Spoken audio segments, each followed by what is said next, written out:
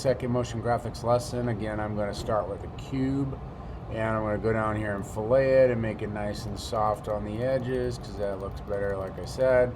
And we're just using basic shapes for all this stuff. First thing we do is we go to motion graphics, MoGraph, up here in the menu bar where we went the other day, and we go get a cloner. That's the first thing we're playing with. We put the cube in the cloner. The cloner, last time we cloned on where it says mode, we did a linear clone. There's all these different types. We're going to do a grid clone today. And the grid clone shows you up like this. They're closely packed in on each other. And so what you have to do is decide how many you want to clone. I would say keep it in the teens or lower. And then the size of the area that you're cloning, so it's like a big box. So has a height, a depth, and a width. And so I'm going to say like 4,500 centimeters. This is the space that it'll be allowed to clone within, like a room, basically, an invisible room. And so there we have the matrix, okay? And there's our grid. All right, and so now with the cloner selected, that's what we learned. We could go to our effectors and we can get sound for our first one. And when the cloner is selected, you go get a sound effector or any other effector for that matter, any of these, you know, target, time, volume, random, whatever. They'll apply to your cloner, and you can see where it says effectors, if you select the cloner, what's being applied. So if you're ever suspicious, like, did this apply to the cloner that I just made? Go check it, you can see. And also if you have an extra one in there, one you don't need, or something you don't like, and you want to dump it, you could always go ahead and hit delete. And then to put a cloner in there that might not have applied, you just drag and drop it in and it will apply. So it's very easy to mess around with. All right, so back to the cloner. So the sound effector I have, it's everything it does is under parameters, and it's the typical stuff like rotation, scale, position, things like that. And I have it on position, so I'm going to take it off of position and put it on scale. It's important to note that if you apply other effectors to this and you have them doing things under parameters like scale, rotate, and position and junk, that another, like let's say I have I apply a random effector to this, I cannot have the random effector doing scale and the sound effector doing scale. They'll be competitive with each other and cancel each other out. So this scales in a ratio like 1 times as big, 2 times as big, 3 times as big. So I'm gonna, and it scales because it's a cube, it's going in all 3 directions, so I'm gonna scale that. Under the effector tab here is where we go to get our music. So we go to where it says soundtrack, load the button, and we go get our music. I'm gonna get something kind of slow. We are going for, I'm gonna open it. Let me find it. I should have it open, sorry. Go to the desktop. Go to motion graphic exercises grid. All right, so this is what we're going for, sort of an undulating, like current underwater, fishy effect. We'll just call it fishy. And that's what I want, so I'm gonna stop that and close it. All right, so that's what we're gonna do with this. And so I'm gonna go to sound, and I grabbed the sail song, and so now I'm just gonna add more frames to my movie.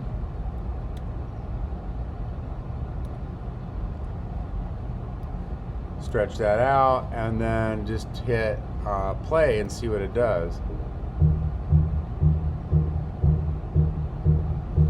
So remember, the way we isolate parts of the music is this probe or multiple probes, and then you have a manual under probe properties below. Let me move that a little bit. Probe properties is at the bottom here, and you can use a slider and you can adjust it by hand. You can tell it to go by peak or by step. You can tell it to have a decay. You can tell it to also have like a buffer where there's like a little bit of a time offset right there, because sometimes the beat doesn't match up to the music. It's like slightly off visually because the computer has to calculate it. So sometimes giving it a time offset helps too. But anyways, I can, you know, I can just leave this here, or I can adjust it to, you know, just get certain areas of the music.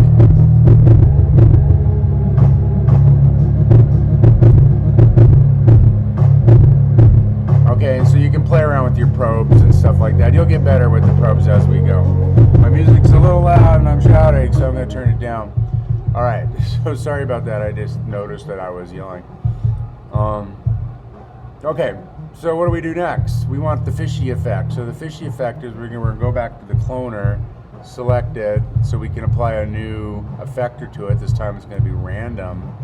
And the random effector, what we're going to do is where it says random mode, this is new, is we're going to put it on noise. These two, turbulence and noise, animate stuff. And you get all kinds of really great particle effects that you can do for motion graphics and animation. There's a jillion movies where you see someone breaking down into particles and then transforming somewhere else and stuff like that. Those are typically motion graphics from Cinema 4D. In commercials, you see it all the time. Okay, so we're going to go to noise, and with noise, we have to tell it to have a parameter of where it could actually move around. Similar to how like we cloned it and we gave it on the cloner, we gave it a size for the clonable area. Okay, well on the random you have under effector where you put it on noise, you have to tell it under parameters like how far can it randomly do its thing. Okay, so here's what I was talking about, where I could not do scale here because I did scale on sound, so that I would compete with it. But I can do position, and so we could give this a big area to screw around with. So I could say like 9,000. So now it has this huge area that it could do its position with, and it looks all very busy, like bees buzzing around, like a swarm of bugs. And that's because on the effector where we told it to do noise, we want to do not indexed, we want to do synchronized, and then we want to do where it says space, we'll try UV, and then there's a speed. So I could say, well, I want to kind of match the speed of the music, so we'll just say 10.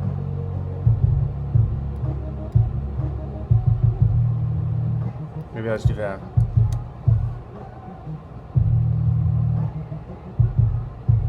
Okay, and then you can do other things instead of synchronized. You see it starts moving a little bit differently. You could put index and it moves a little bit differently.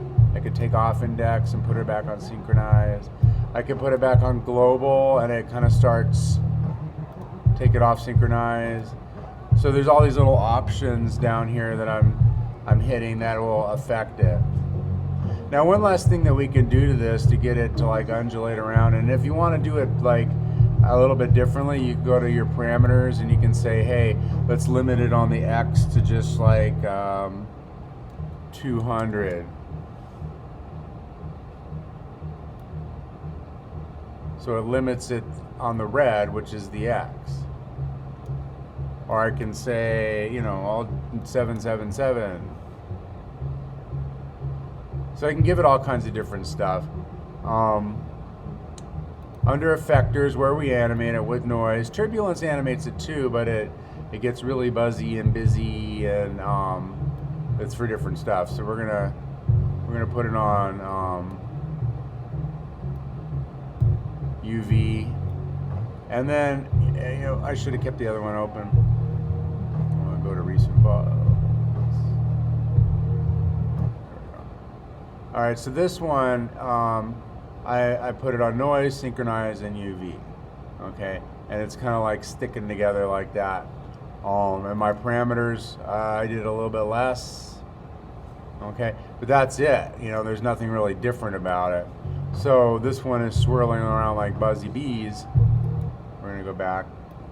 It's always good to rewind it when you're after you've screwed around with it, because it'll reset to whatever you gave it that's different. I'm going to turn on color mode while I'm here. This is kind of fun. You can go to effector color and put it on like one of these 4 things, like add or subtract. And as it animates through its cycle, they'll change colors, the cubes.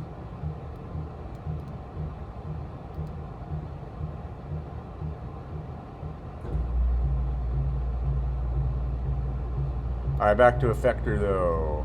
So on the effector, I'm going to tell it to be unsynchronized. I'm going to put it on noise. I'm going to put it on synchronized. And now it's kind of like swirling together, like the current. I can slow it down. Now it's more like a watery, fishy effect.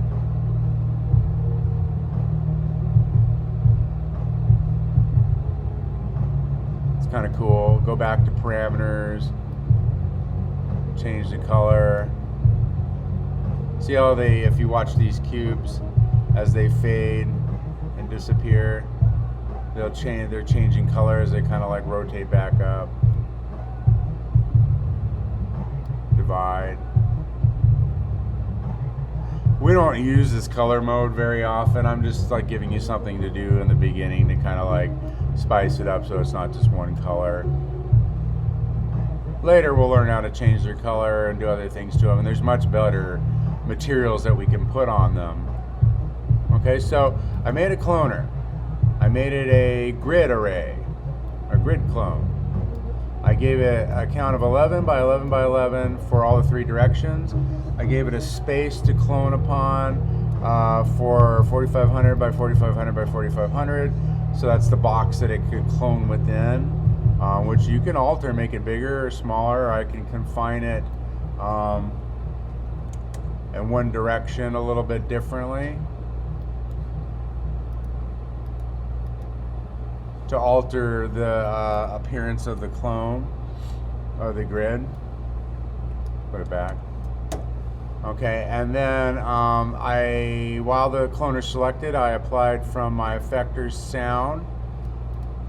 On the sound effector, under the effector button, I went and grabbed my sound. I didn't really do much other than going down here and putting it on step for sampling, but I could have easily left it on peak. And it'll be a little bit differently. You can see it's kind of like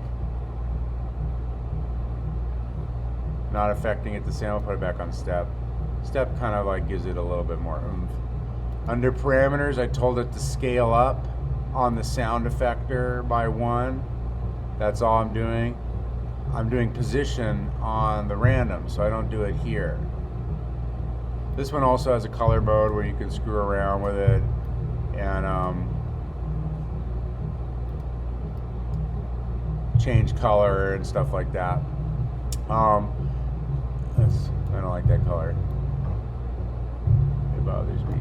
Okay, so then we'll go to, that's all I did on this, scale, and apply a sound, and apply the sampling for step. But you can try different things. There's a million looks. All right, and I encourage you to screw around with it and experiment. Next, I went back to my cloner and I went and got a second effector this time called a random effector. And on the random effector, I basically put it on random mode noise, which animates from the list there, and then synchronized, UV, a speed, and a scale. So you can scale it up, and it'll actually kind of emphasize the motion a little bit better. Under parameters, I have this one just moving around position-wise. So this is where the fishy effect is coming in, where it's like underwater. It's animating through noise and how I told it to do all this, but the space that it has to animate in is right here, position. So I'm telling it to move around physically in all directions. If I limited that to, let's say, you don't move up and down and don't move left and right, it's just going to go backwards and forwards or side to side, I mean. Okay, so that that you can experiment with it and get whatever kind of look you dig. This is just an exercise. It does count. I will all these count. I will grade them, and at the end of all these exercises that we're going to do, you're going to have the ability to take and pick which ones you like, and you're going to apply them in an overall design that has to have 5 things animating. So these will be your like little lesson that are recorded, and you can go back and get them and use them in your combo project, which is going to be the end of all the exercises that you'll do. Get it? All right, so I'll put this on YouTube, and that's that. All right, so be good cats and enjoy your motion graphics.